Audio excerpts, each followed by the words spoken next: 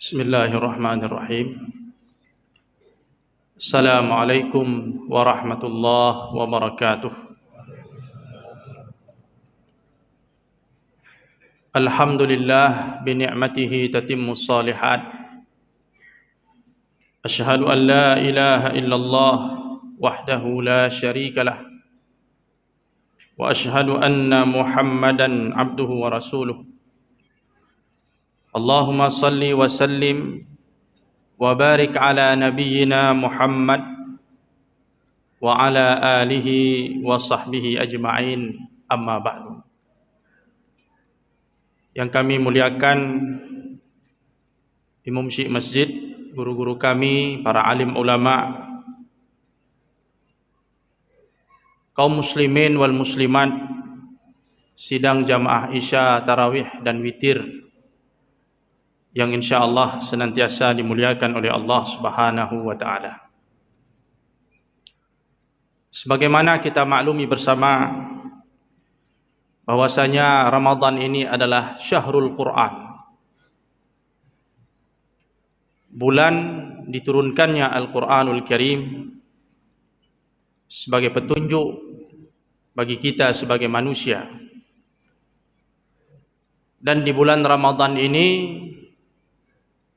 Malaikat Jibril alaihissalam mendengarkan turun secara khusus bacaan Al-Quran dari Nabi sallallahu alaihi wasallam, di mana Rasulullah membacakan ayat-ayat Al-Quran itu dari hafalannya, ayat-ayat yang telah diturunkan selama beberapa tahun atau pada tahun tersebut,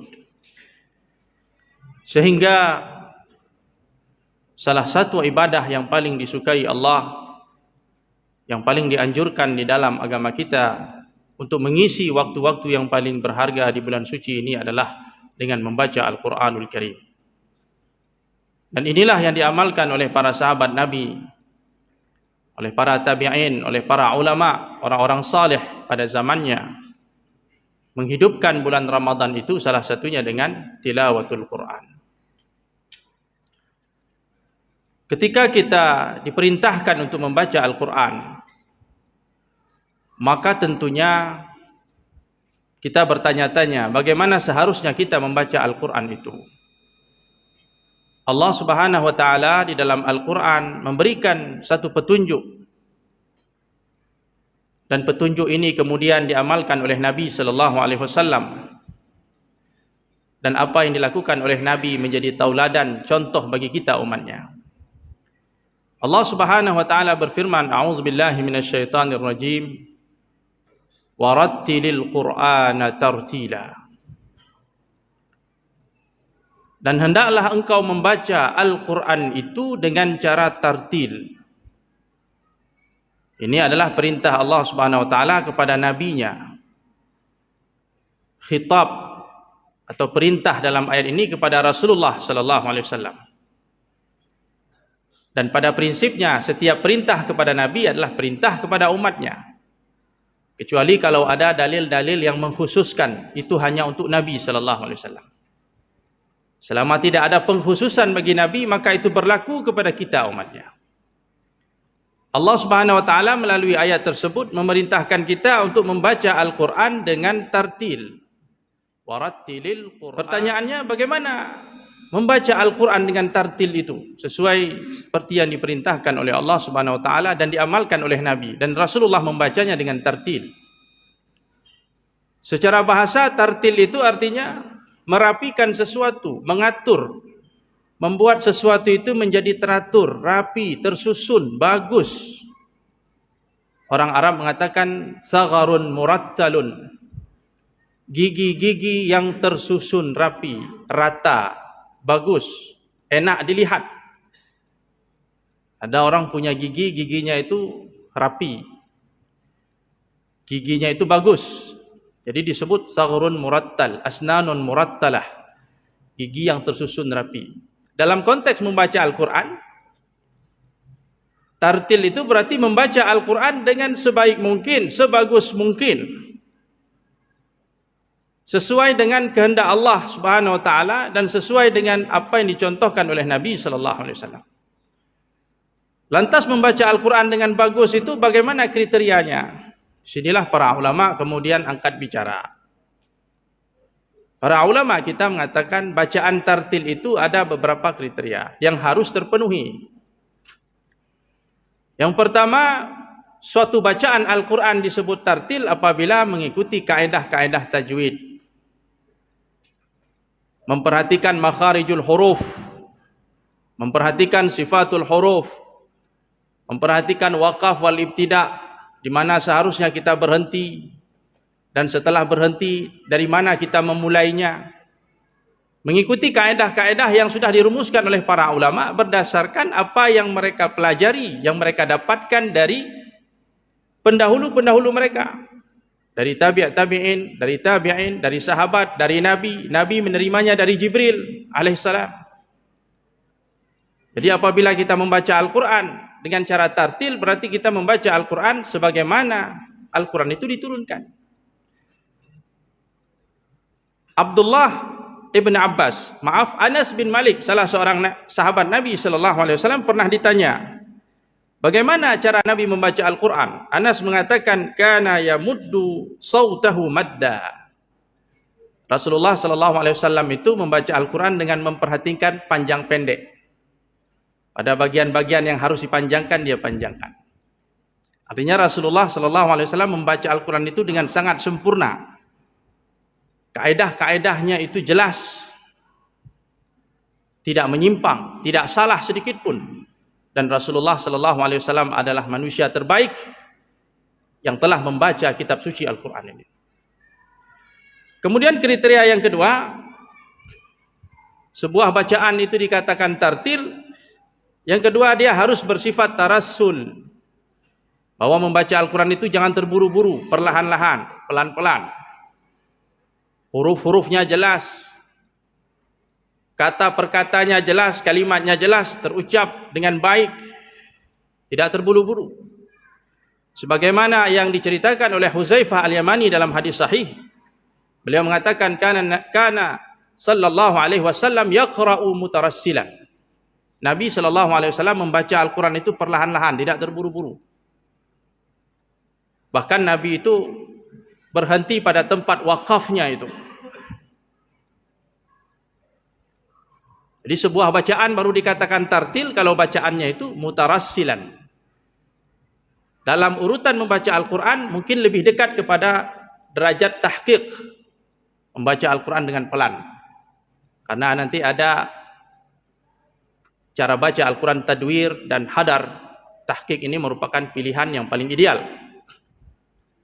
Yang ketiga, kaum muslimin yang dirahmati Allah, membaca Al-Quran dengan tartil itu harus memenuhi kriteria yang ketiga, yaitu tadabbur.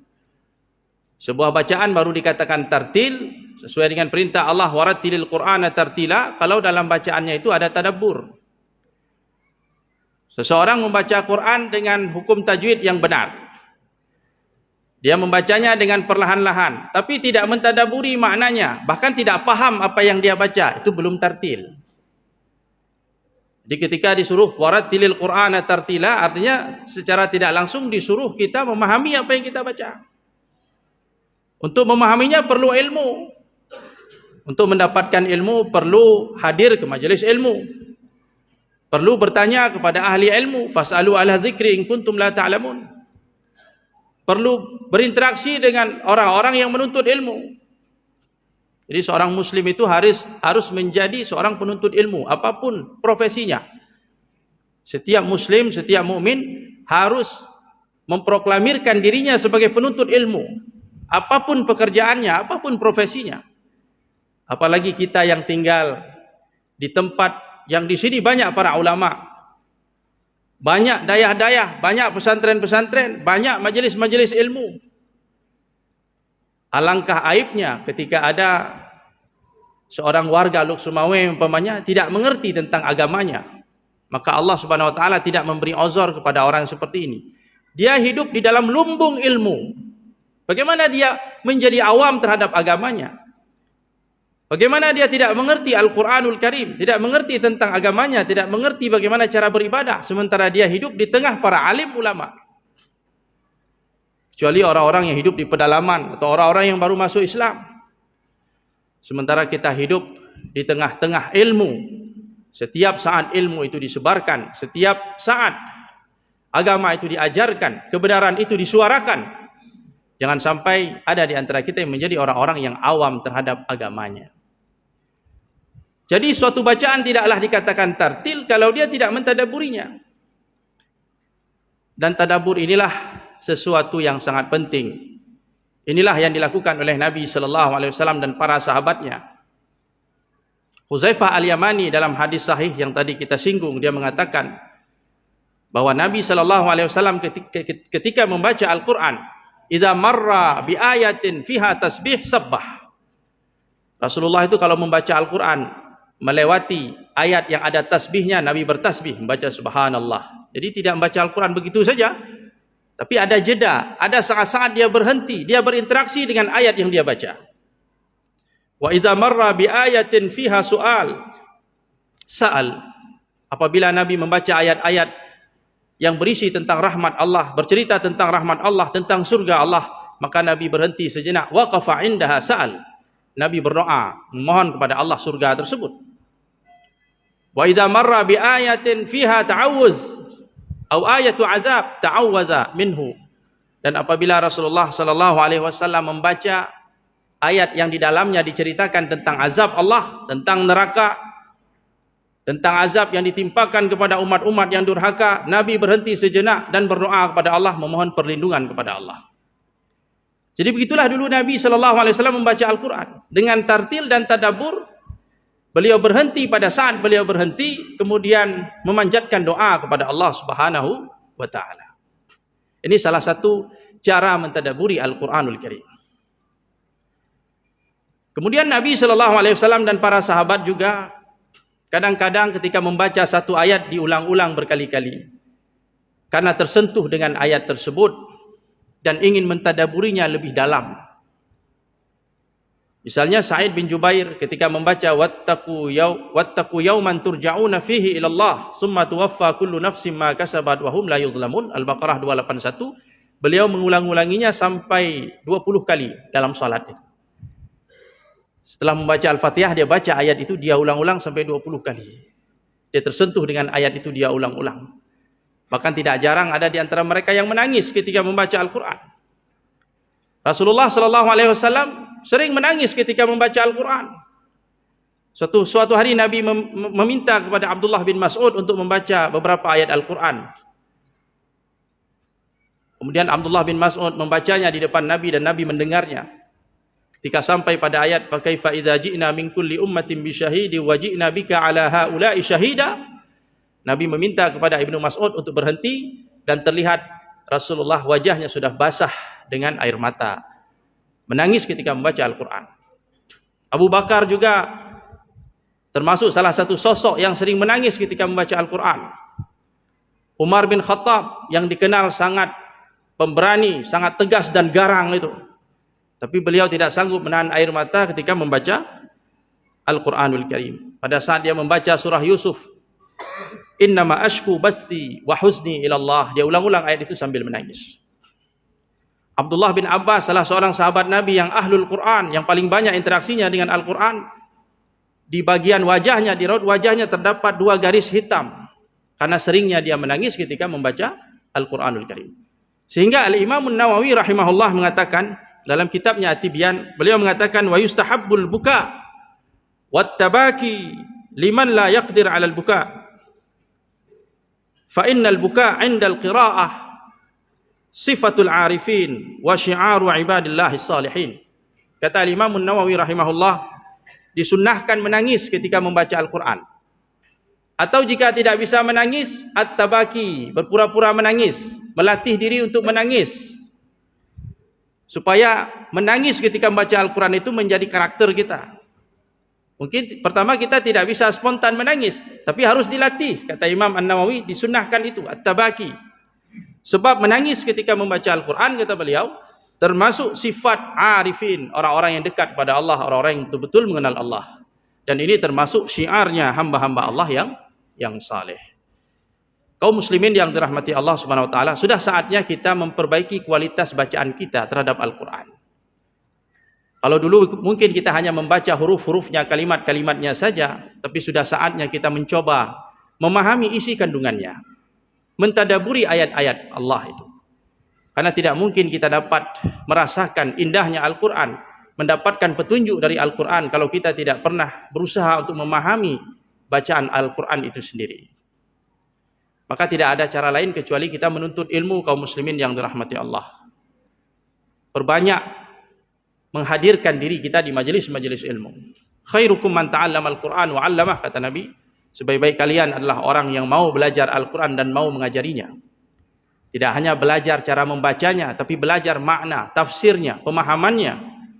Karena dari tadabbur inilah akan terbentuk satu tekad, satu komitmen untuk mengamalkan Al-Quran. Tidak mungkin Quran itu diamalkan tanpa melalui proses mentadaburinya. Seseorang yang sudah tersentuh dengan Al-Quran, dia akan bertekad untuk mengamalkannya. Umar bin Khattab masuk Islam karena mentadaburi Al-Quran, padahal waktu itu dia masih kafir. Sa'ad bin Mu'az dalam sejarah masuk Islam karena tersentuh dengan ayat yang dibaca. Sa'ad bin Ubadah, Usaid bin Hudayr, dan banyak lagi sahabat-sahabat Nabi lain yang dulu pengalaman mereka masuk Islam karena tersentuh dengan Al-Quran, mentadaburinya. Maka tadabbur ini merupakan salah satu cara untuk kita mendapatkan hidayah Al-Quranul Karim.